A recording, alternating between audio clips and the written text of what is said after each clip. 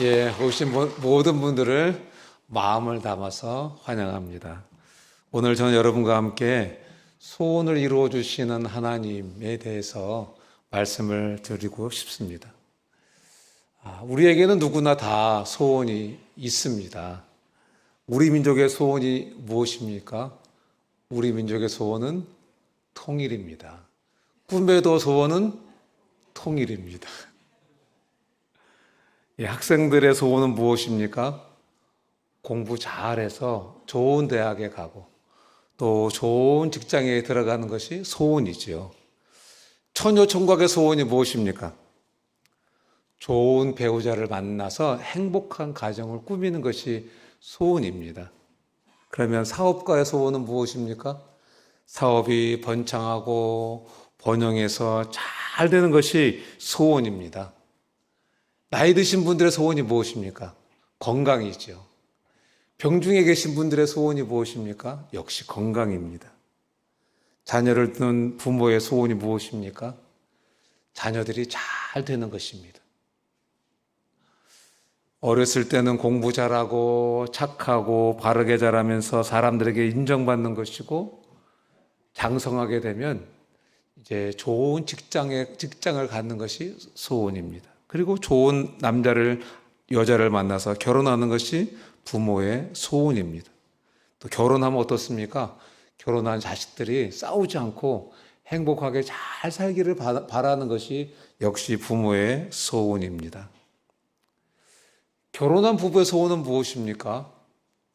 서로 사랑하고 존경하면서 행복한 가정을 꾸미고 아들, 딸 잘 낳아서 행복하게 사는 것이 그것이 소원이지요. 선거에 낙선한 후보의 소원이 무엇입니까? 다음에는 표를 많이 얻어가지고 당선되는 것이 소원이겠죠. 저도 소원이 있습니다.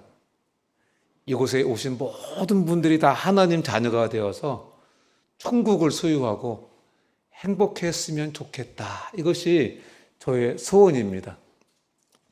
여러분들도 소원 있으시죠? 어떤 소원을 갖고 계십니까? 그래서 그 소원이 이루어지셨습니까? 오늘 성경 말씀을 보니까 하나님께서는 내 마음의 소원을 이루어 주시리로다. 이렇게 말씀해 주셨습니다. 하나님은 우리 마음의 소원을 이루어 주기를 원하시는 그러한 하나님이십니다. 얼마나 기쁜 소식입니까? 소원은 있는데 이루어지지 않으니까 얼마나 답답합니까? 그런데 하나님이 우리의 소원을 이루어 주시겠다고 그렇게 말씀해 주고 계십니다. 성경에 보면은 야베스라는 인물이 나옵니다. 이 야베스라는 인물은 태어나면서부터 인생이 고통스러웠습니다. 이런 야베스가 마음에 소원이 있었습니다. 그래서 하나님께 이렇게 기도했습니다. 하나님 원하오니 내게 복에 복을 더해 주셔서 나의 지경을 넓혀 주시고 하나님의 손으로 나를 도와주셔서 환난을 벗어나 근심이 없게 해 주십시오. 이렇게 하나님께 기도드렸습니다. 야베스는 여기서 기도했던 것처럼 소원이 많았습니다. 하나님, 저에게 복의 복을 더해 주세요. 하나님, 저의 지경을 넓혀 주세요. 하나님, 하나님의 손으로 저를 도와주세요. 하나님, 환난을 벗어나 근심이 없는 그런 인생이 되게 해주세요. 이렇게 하나님께 소원을 가지고 기도를 드렸습니다. 그런데 놀라운 사실은 성경에 보니까 하나님께서 이 야베스의 기도를 다 응답해 주셨더라. 이렇게 성경은 기록하고 있습니다. 하나님께서 야베스에게, 야베스, 너 참 어려운 것을 구하는구나. 야, 너 그렇게 요구가 많냐? 너 참 욕심이 많구나. 이렇게 말씀하신 것이 아니고 하나님께서 이 야베스의 기도를 다 들어주셨습니다. 한국의 대표적인 지성인이며 살아있는 지성이다 이렇게 불렸던 분이 있습니다. 누군지 아십니까? 예, 바로 이어령 교수입니다. 이분이 안타깝게도 22년 2월 달에 돌아가셨습니다. 그런데 이분이 미국의 검사 생활을 하다가 변호사가 된 딸로 인해서 하나님을 만나게 되었습니다. 이 동영상을 한번 잠깐 보고 다시 이어서 제가 말씀을 드리도록 하겠습니다. 사실 제가 여기 아시는 분들도 있지만 내 딸이 눈이 그렇게 그 실명의 위기에서 내가 간절하게 빌었죠. 그때는 전혀 예수요 기독교 안 믿었을 때인데 얘가 눈을 잃는다고 그러니까 얘가 눈을 완전히 못 보기 전에 마지막 내 얼굴을 보고 서로 본다는 거. 나는 우리 딸이 실명을 한다고 하기 전까지는 공짜로 보는 건 줄 알았어요. 살아있으면 다 보는 거고 누구나 다 눈 있으면 보는 걸로 알았는데 멀쩡한 얘가 아버지 얼굴을 못 본다. 내가 가도 최초의 미소를 나한테 보여준 어머니 품에 안겨서 이 세상에 생명을 얻어서 저 사람이 우리 아버지구나 하고 웃었던, 또 우리 딸애가 눈이 작으면 모르겠는데 또 유난히 커요 얘가. 그 눈이 안 보인다는 걸 생각할 때 애처로움보다도 볼 수 있다는 이 행복한 걸 난 모르고 지냈구나.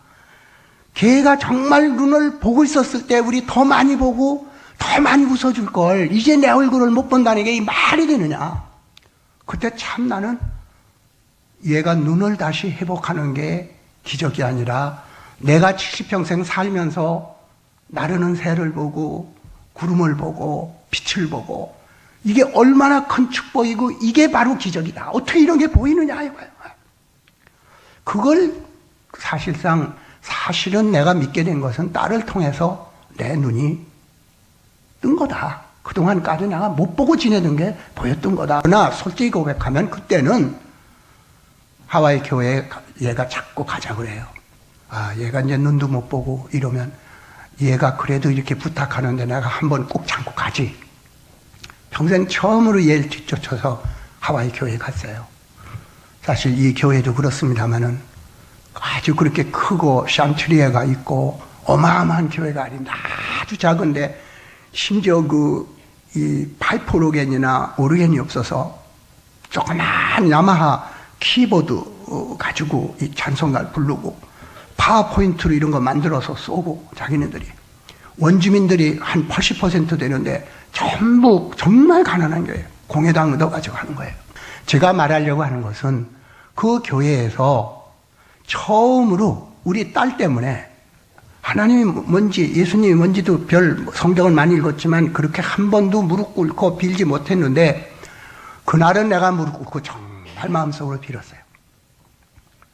하나님께서 우리 딸을 앞만 보게 해달라. 이보다 더 잘 보이는 게 아니라 이 상태만으로도 아버지 얼굴, 웃는 얼굴, 슬퍼하는 얼굴이라도 좀 볼 수 있게 해주세요. 그러면 내 모든 걸 바쳐서 모습이 되는데 제가 재주라고 하는 것은 글 쓰는 재주하고 입 가지고 다니는 거예요. 두 가지인데 이걸 내가 하나님을 위해서 봉사하겠습니다. 아무 때고 날 써주십시오. 그 대신 꼭 고쳐주십시오. 저하고 꼭 계약을 맺으십시다. 그리고 왔는데 이제 얘 말이 말이죠. 오늘 이제 주제가 그겁니다만은 얘 말이 나에게 이렇게 가슴에 온 것은 저는 눈을 못 봐도 상관이 없습니다. 왜? 앞을 못 보시는 목사님이 와서 선교를 하는데 나보다도 훨씬 행복하고 훨씬 많은 것을 보기 때문에 나는 이제 앞을 못 봐도 절대로 걱정할 거 없다. 그런데 아버지가 내 설거지할 때 그릇 깨트리고 그냥 이렇게 운전할 때 잘못 가가지고 막 로드사인 못 읽을 때 내가 너무너무 아파하는 것을 보고 가슴이 아팠다. 아버지를 위해서 내가 눈을 떠야 되겠다 하는 그 생각을 처음으로 하게 됐다. 그래서 내가 한국에까지 온 거예요. 사랑이죠. 사랑. 무엇길래 제 눈이 안 보이는 것보다도 내가 제 눈을 못 본다고 했을 때 아파하는 아버지의 마음 속에 눈물을 흘린 거예요, 얘가. 아버지를 위해서 눈을 떠줘야 되겠다는 거예요. 또 나는 그 하와이까지 가가지고 정말 기독교 교회 싫다고 한 사람이 찬송가 소리만 들어도 심리밖에 도망간 사람이 거기 가가지고 무릎 꿇고 그 원주민들 사이에서 울면서 내가 기도를 했겠어요. 그 사랑이잖아요. 아빠, 나는 눈 뜬 게 기쁘질 않아. 정말 하나님이 나에게 은총을 주셨구나. 정말 내가 믿는 하나님이 계시구나. 이거지 내가 눈을 떴으니까 하나님 있고 눈이 나쁘지만 하나님 없고 그런 거 아니다. 내가 하나님을 본 것이다. 하나님을 본 것이다. 그러니까 나는 지금 너무 행복해. 다시 눈이 안 보여도 난 행복해. 그리고 새벽 기도 하나님께 감사드리려서 새벽 기도 드리러 가겠다 이거예요, 내가. 근데 새벽에 먼동이 트는데 내려가는데 이런 우리 집이 이렇게 문학관 있고 이렇게 높은 계단인데 근데 걔가 내려가면서 아빠 하고 이렇게 손을 흔들면서 나 새벽 기도 간다 그래요. 문 열어보니까 얘가 내려가면서. 그렇게 행복할 수가 없어요. 나는 한 번도 아버지로서 그런 행복을 줘본 적이 없어요. 근데 하늘에 계신 아버지는 걔를 그렇게 행복하게 했잖아요. 그런데 내가 하나님 아버지가 주신 거, 땅의 아버지가 못 주신 건 하나님이 주셨는데 땅의 아버지도 뭘 줄 수 있는 게 없을까 하고 생각해 보니까 얘 소원이 내가 교회 나가는 거니까 세례 받겠다고 그러면 얘가 오늘 이 아침은 전 온 생애 중에서 최고의 행복한 완벽한 행복한 날이 될 거다. 얘를 완벽한 100%의 행복한 날을 주고 싶었기 때문에 야 하고 너 목사님 만나면 나 세례 받는다고 해. 그때 내가 깨달았어요. 그때 완전히 참 내가 얼마 남지 않은 삶이지만 그동안 가능하면은 말하고 쓰고 그래서 제가 기독교에 관계된 시집도 하나 냈고 또 조금 있으면 또 책도 내고 이렇게 해서 하나님과의 약속을 지키려고 하는 거다.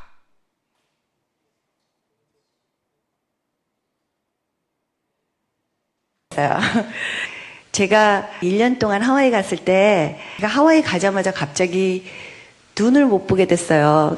아이들 셋을 길러야 되는데 갑자기 제가 눈이 안 보이니까 정말 눈앞이 깜깜하더라고요. 그래서 안과를 갔더니 제가 굉장히 고도근시거든요. 근데 너무 고도근시라 이 망막이 디태치가 됐대요. 그러니까 분리가 돼버려가지고 이 까만 이 스팟이 보이면서 시력이 확 떨어져가지고 제가 운전을 할 수가 없게 됐어요. 그리고 저희 아버님이 1월 달에 오셨는데 제가 부엌에 들어가서 이렇게 설거지를 못해가지고 딸그락 하고 있는 걸 보시더니 저희 아버님이 너무 마음이 상하셔서 어떻게 하실 줄을 모르시더라고요. 그래서 제가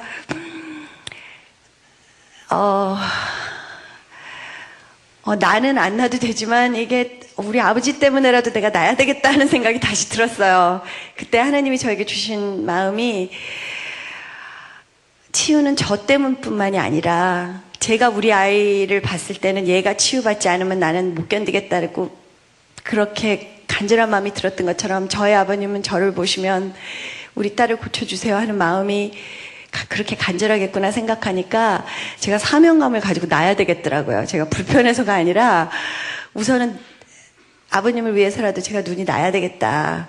그래서 하나님에게 제가 여태까지 한 번도 드렸던 적이 없는 기도를 드렸어요. 하나님, 사인은 길 잃은 사람한테 필요한 거지. 지금 서울 안에 사는 사람한테는 서울 앞으로 15km 그런 사인 필요 없잖아요.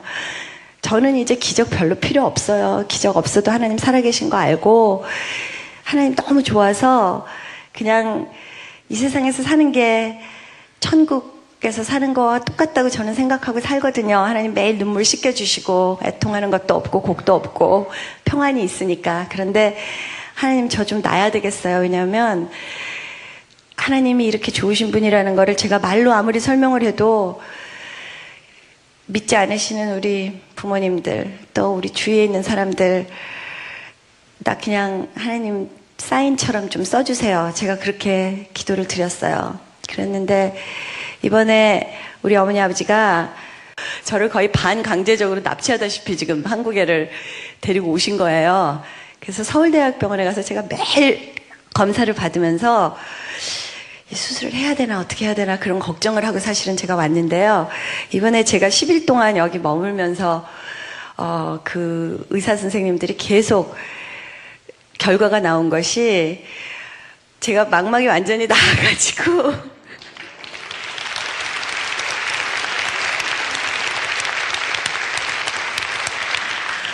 그저께 안과 의사 선생님이 저한테 막 신경질을 내시더라고요. 그러면서 이 망막이 찢어졌던 적이 없는데요. 그래서 아니 찢어졌었는데요.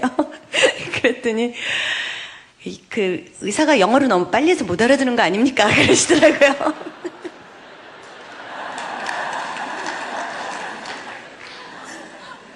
그래서 제가 어저께 목사님하고 점심 같이 할 때 제가 그 말씀을 드렸어요.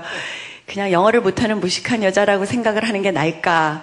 아니면 자초지정을 얘기를 하면 저 사람 완전히 정신이 돈 사람이라고 생각하는 게 나을까? 그래서 제가 그냥 그래요? 그러고 말았어요. 왜냐하면 저도 너무 깜짝 놀랐거든요. 제가 하나님을 믿는다고 하지만 기적을 하나님이 하나씩 주실 때마다 저는 그 하나님이라는 분에 대해서 너무나 이 경이로움을 제가 어떻게 표현을 못하겠어? 저희 아버님이 너무 좋아하시고 그래서 어저께 그 말씀을 나눴더니 준비도 안 했는데 갑자기 오라고 그러셔서 제가 너무 길어졌습니다. 예. 딸이 장님이 된다고 하는 말을 들었을 때 부모는 마음이 얼마나 힘들었을까요? 아마 마음이 갈기갈기 찢어지는 그런 아픔이 있었을 것 같습니다. 이런 가운데 이어령 교수가 딸의 눈을 뜨게 해달라는 그런 소원을 하나님께 가지고 나아갔을 때 하나님께서는 기적같이 그 딸의 실명을 고쳐주시면서 이어령 교수님의 그 마음의 소원을 하나님께서 이루어 주셨습니다. 이 말씀을 준비하다가 생각나는 찬양이 하나 있었습니다. 제가 한번 불러보기를 원합니다.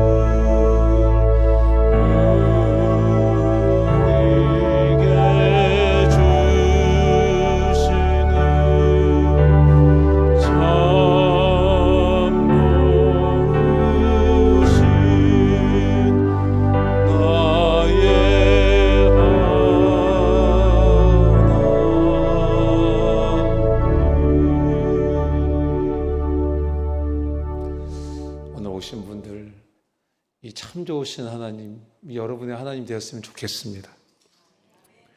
이랜드 사장 박성수라는 분이 있습니다. 이분이 세운 이랜드는 짧은 기간에 초고속 성장을 이룬 그런 기업입니다.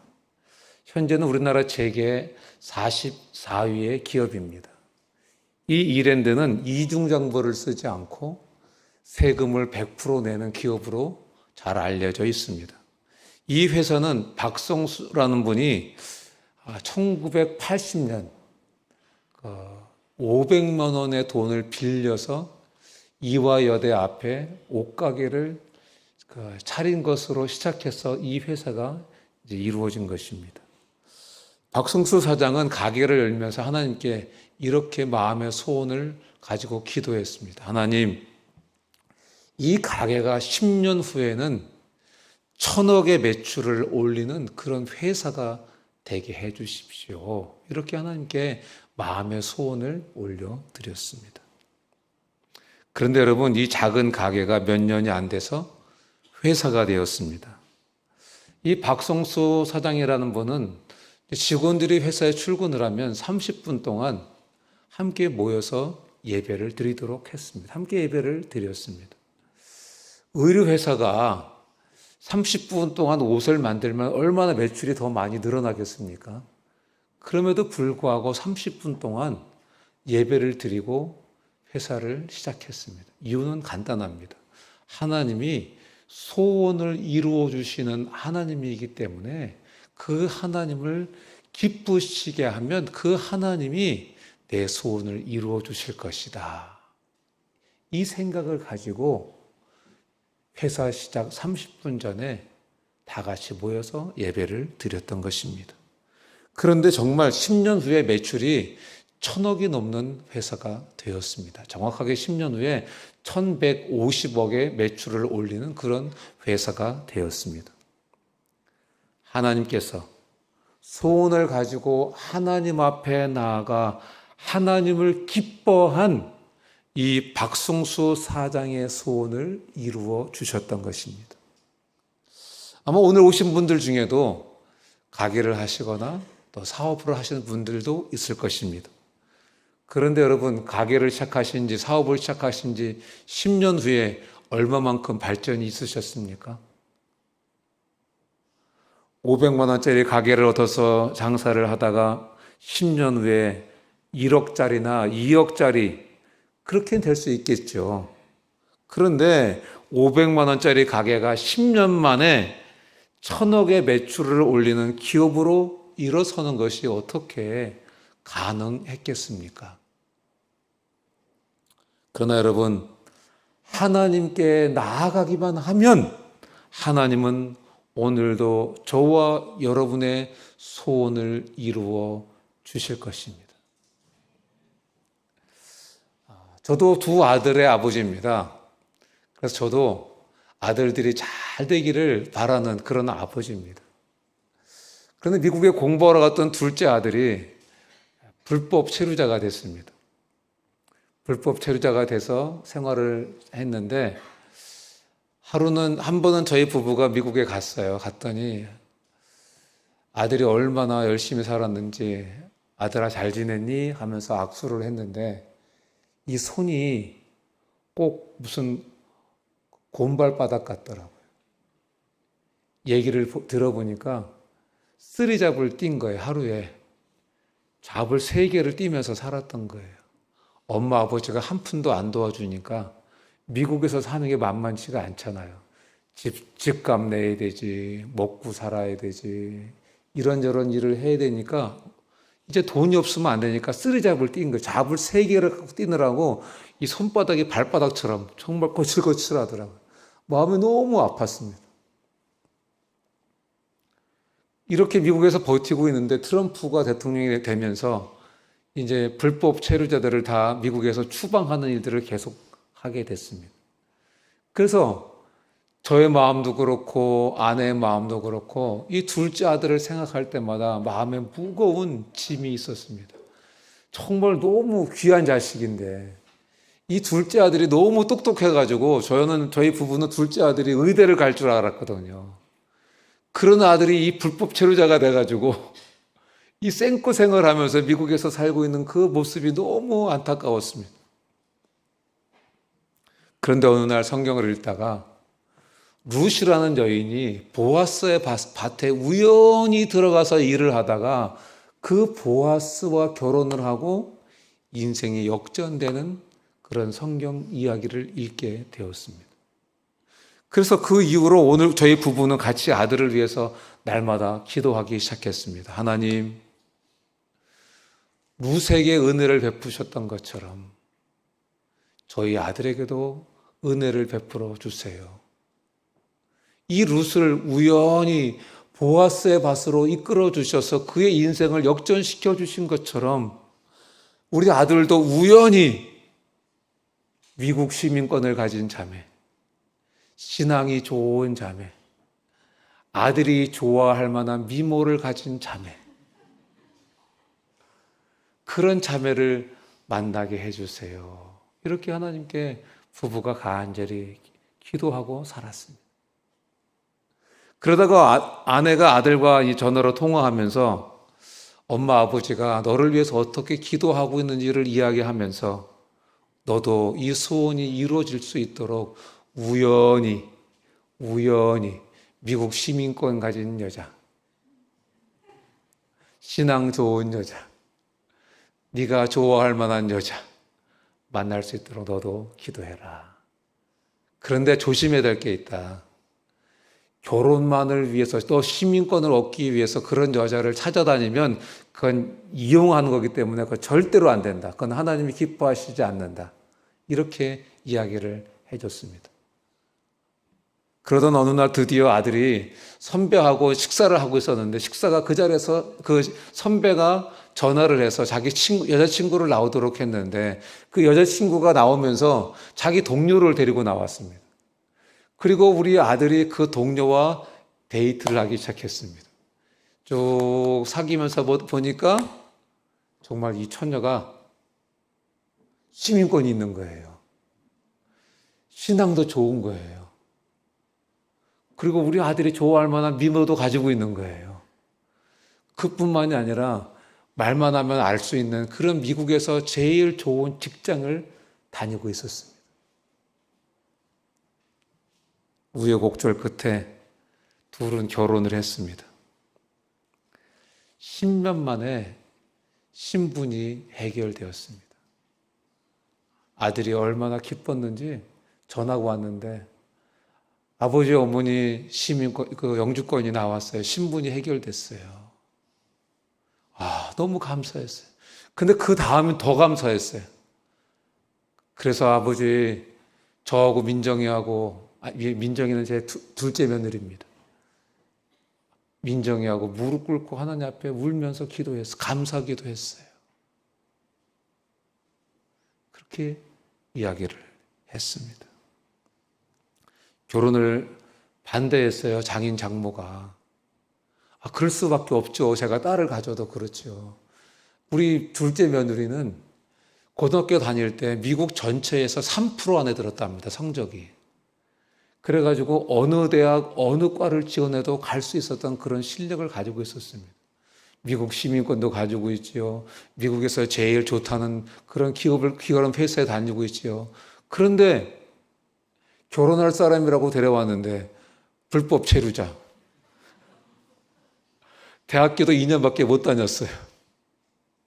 직장도 아르바이트 쓰리잡 뛰고 있는 그런 청년을 데리고 왔으니 어느 딸 가진 부모가 좋아했겠습니까?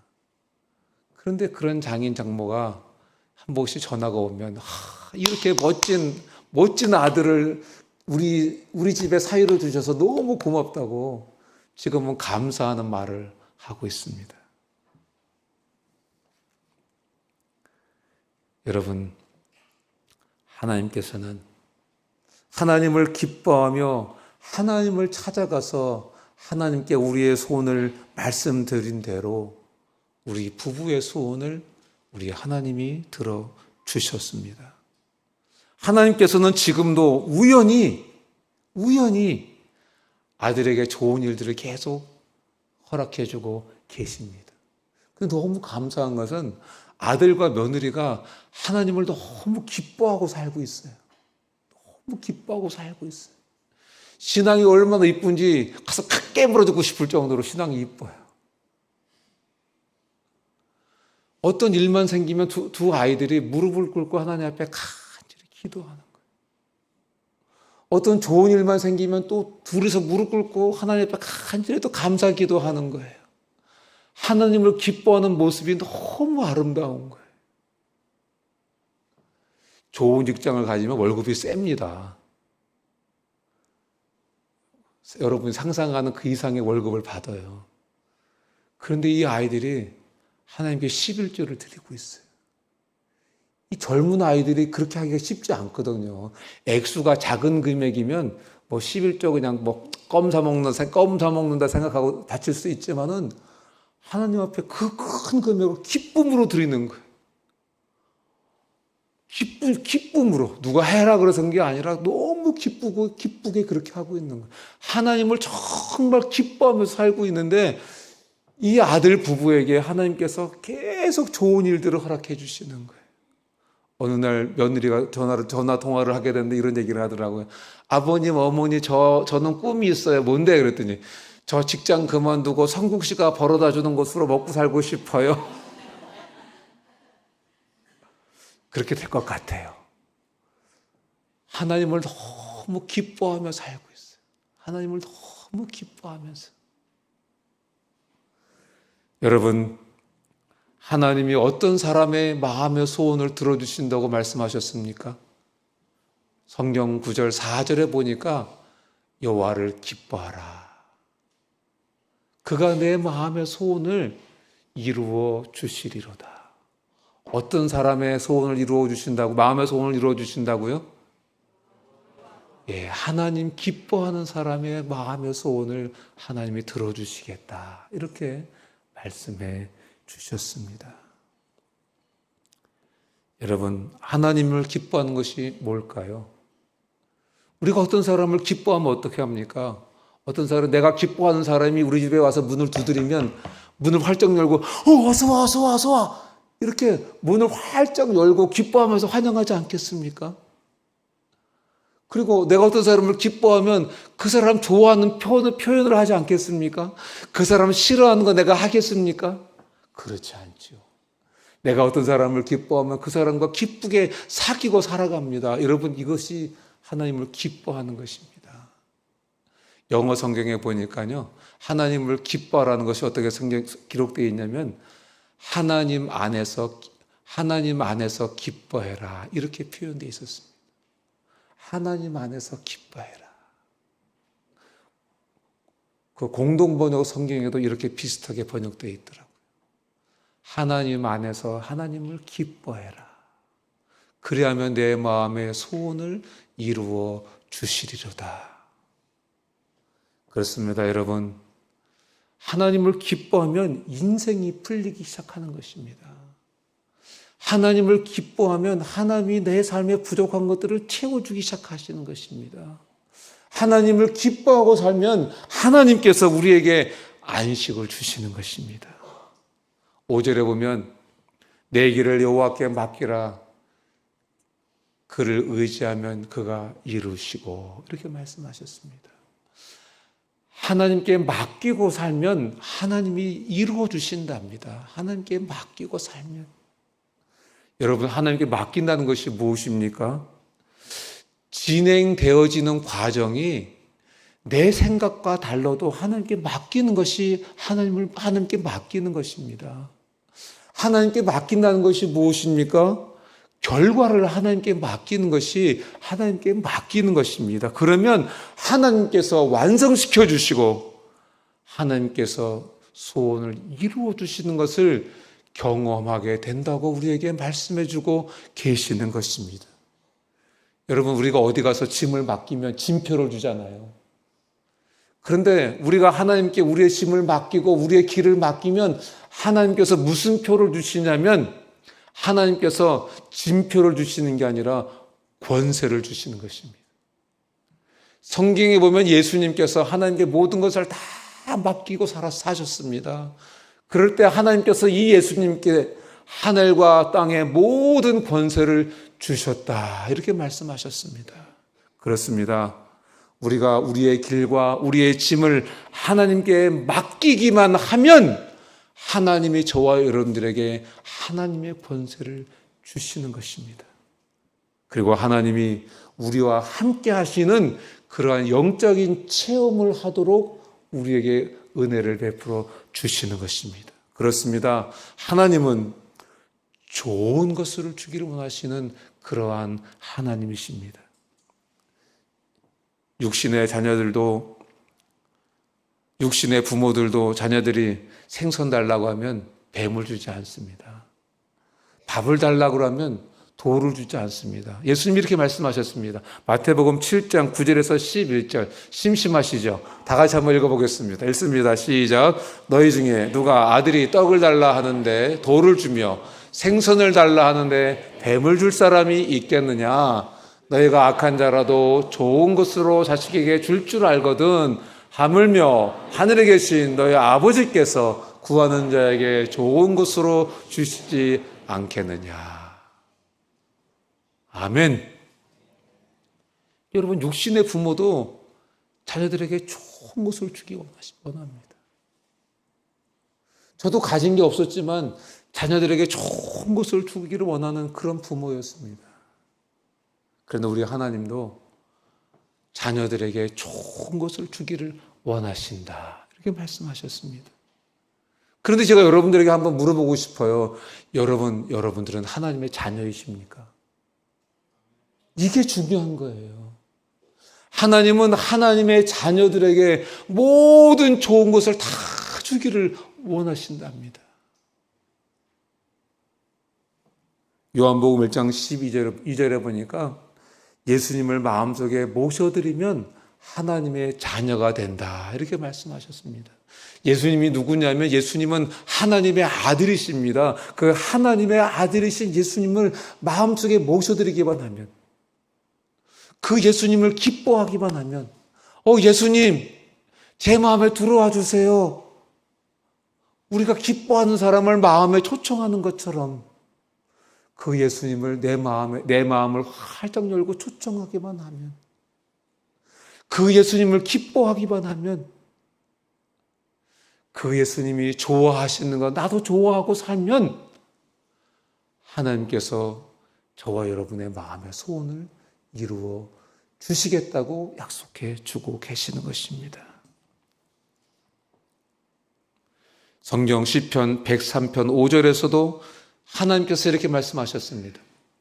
좋은 것으로 내 소원을 만족하게 하사 내 청춘을 독수리같이 새롭게 하시는도다. 하나님께서 자기 자녀들에게 좋은 것을 주기를 원하셔서 독수리 날개치며 올라감 같은 그런 힘을 주시고 그런 새로움을 주시겠다고 우리에게 약속해주고 계시는 것입니다. 말씀을 정리하겠습니다. 여러분, 사람은 누구나 다 소원을 가지고 있습니다. 그런데 우리 인생사가 어떻습니까? 소원대로 되지 않는 것이 우리 인생사입니다. 그런데 우리 하나님께서 뭐라고 말씀하십니까? 여호와를 기뻐해라. 하나님을 기뻐해라. 그리하면 내가 내 마음의 소원을 이루어 주겠다. 하나님 안에서 기뻐하고 살아라. 그리하면 내 마음의 소원을 이루어 주겠다. 이렇게 말씀해 주고 계시는 것입니다. 지난 주일날 우리 간증했던 우리 한 분이 계십니다. 이분은 제가 대학교 때 만났습니다. 이분의 전공이 무역학인데 이분의 전공은 오파상이 되는 거였습니다. 그래서 이분이 오파가 이제 안 되니까 이분이 일반 직장에 취직을 해서 돈을 버셨는데 이 직장에서 주일날도 계속 출근하도록 그렇게 요구를 했습니다. 그래서 제가 이분의 약속을 알고 있었기 때문에 불러서 형제의 약속이 뭐야? 물어봤습니다. 그랬더니 오늘 본문이었습니다. 또 여호와를 기뻐하라. 저가 내 마음의 소원을 이루어 주시리로다. 그래, 하나님을 기뻐하면 하나님이 마음의 소원을 이루어 주신다고 하셨는데 주일날도 직장 생활하면서 돈 벌겠다고 몇 푼 주지도 않는데 돈 벌겠다고 나가서 몇 푼 벌면서 하나님 기뻐하는 것 잃어버리고 살면 무슨 도움이 되겠냐. 그 직장 그만두고 주일날 예배를 잘 드리면서 하나님 기뻐하고 살면 어떻겠냐. 그런데 이 형제님이 참 마음이 착한 마음이었었어요. 좋은 마음이었었어요. 그렇게 권면했는데 가가지고 직장을 그만뒀어요. 그리고 뭐 했는지 아세요? 호떡 장사, 오뎅 장사, 미애가 밀고 다니면서 안 팔려가지고 우리가 얼마나 많이 사 먹었는지 몰라요. 먹고 탈도 났어요. 그런데 제가 잘 알지 못하던 그렇게 아주 관계가 깊은 분이 아니었는데 서울에 있던 분이 저에게 전화가 왔어요. 영어 잘하고 영어 잘하는 분 한 분 있으면 소개시켜 달라고.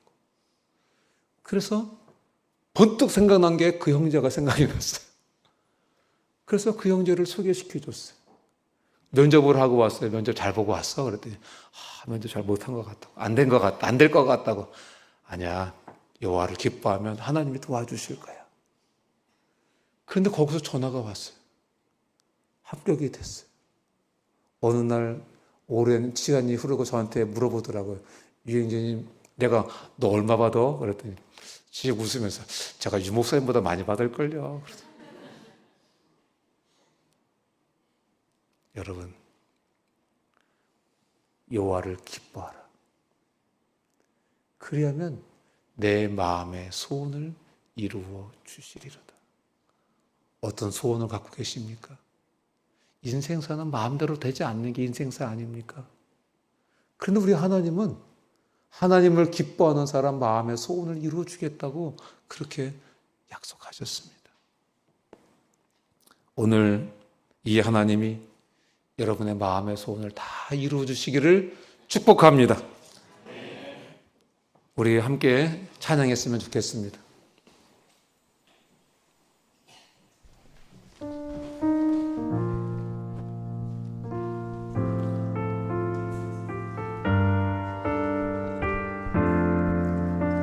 좋으신 하나님 찬양합니다. 좋으신 하나님.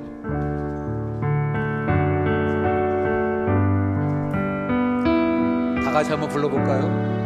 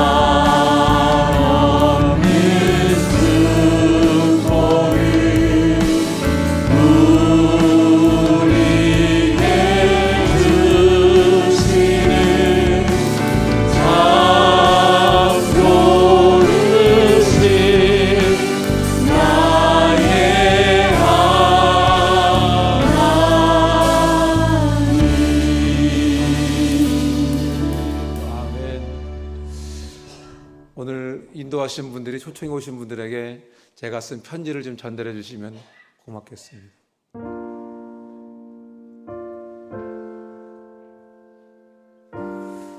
제가 쓴 편지를 이렇게 인쇄를 했습니다. 유 목사가 드리는 편지. 우리 교회를 방문해 주셔서 진심으로 감사드립니다. 앞으로 인생과 삶에 좋은 일이 있으시기를 바라며 한번 얼굴 뵙고 편하게 차 한잔 나누었으면 합니다. 진심으로 축복합니다. 여러분들, 제가 다음 주에 여러분들을 초대해서 환영회를 하고 싶어요. 다음 주에 오시면 제가 맛있는 커피를 대접하도록 그렇게 하겠습니다. 여러분들 뒷장을 넘겨보시면 여러분의 마음의 소원들을 적는 란이 있습니다. 여러분들의 소원을 거기에 적으시면 제가 한 주 동안 여러분들을 위해서 꼭 잊지 않고 간절히 기도해 드리겠습니다. 우리 함께 찬양했으면 좋겠습니다. 나의 평생에 가장 복된 일은 내가 예수님을 만난 것이라. 나의 평생에 가장 잘한 일은 내가 예수님을 주로 섬긴 것이라. 이 세상 살 동안 내가 걷는 길이 때론 험하여서 넘어질 때도 주의 강한 손이 나를 붙드시니 나는 예수님만 주로 섬기며 살리. 나는 주를 섬기는 것에 후회가 없습니다. 내가 걸어온 모든 시간 다 주의 은혜니. 내가 걸어간 모든 날도 주만 섬기며 살리. 오직 예수 이름 부르며 살아가리라. 나의 평생에 가장 복된 저는 오늘 초대돼서 오신 분들도 내가 예수 이 고백이 여러분의 고백이 됐으면 좋겠습니다. 예수를 만난 것이 여러분 인생의 가장 복된 일이고 여러분 평생에 가장 잘한 일이 예수님을 주로 섬긴 것이다. 이 고백이 여러분의 고백이 됐으면 좋겠습니다. 주로 섬긴 것이라. 이 세상 살 동안 내가 걷는 길이 때론 험하여서 넘어질 때도 주의 강한 손이 나를 붙드시니 나는 예수님만 주로 섬기며 살리.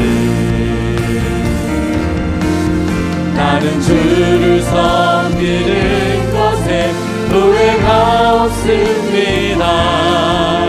내가 걸어온 모든 시간 다 주의 은혜니. 내가 걸어간 모든 날도 주만 섬기며 살리. 오직 예수 이름 부르며 살아가리라. 나는 주를 섬기는 것에 후회가 없습니다. 내가 걸어온 모든 시간 다 주의 은혜니. 내가 걸어갈 모든 날도 주만 섬기며 살리. 오직 예수 이름 부르며 살아가리. 이것이 나의 간증이요. 이것이 나의 찬송일세. 나 사는 동안 끊임없이 구주를 찬송하리. 이것이 나의 간증이요. 이것이 나의 간증이요. 이것이 나의 찬송일세. 나 사는 동안 끊임없이 구주를 찬송하리. 이것이 나의 간증이요 이것이 나의 간증이요 이것이 나의 찬송일세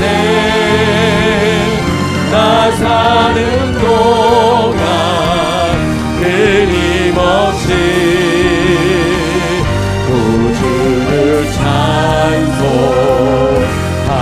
나 사는 동안 끊임없이 나 사는 동안 끊임없이 구주를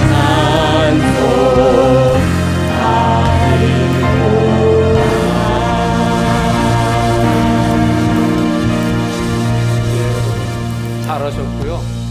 오늘 이 가사가 오늘 처음 오신 분들의 그런 고백이 되는 그런 날이 왔으면 좋겠습니다. 여러분들이 써주신 이 카드는 절대로 다른 용도로는 사용하지 않습니다. 제가 여러분들을 위해서 기도하는 데만 사용됩니다. 다른 용도로 사용될까 봐 못 낸 분들 계십니까?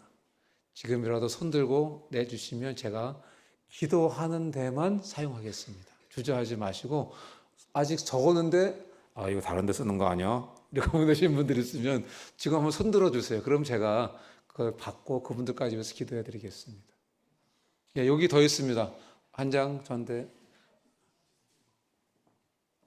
또 있으십니까? 주저하지 마세요. 제가 절대로 다른 용도는 안 씁니다. 여러분을 위해서 기도하는 데만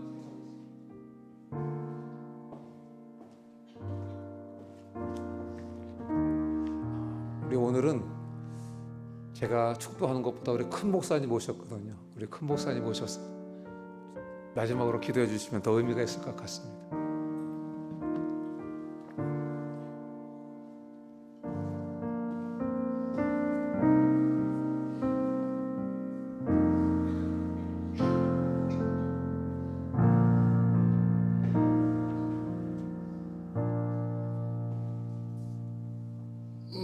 같이 눈 감고 기도하시겠습니다.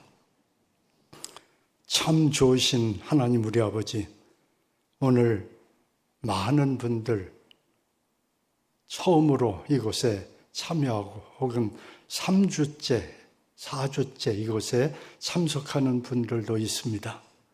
살아계신 하나님을 만나 뵙게 하시고 하나님을 기뻐하는 가운데 마음의 소원이 성취되는 것을 경험하게 하옵소서.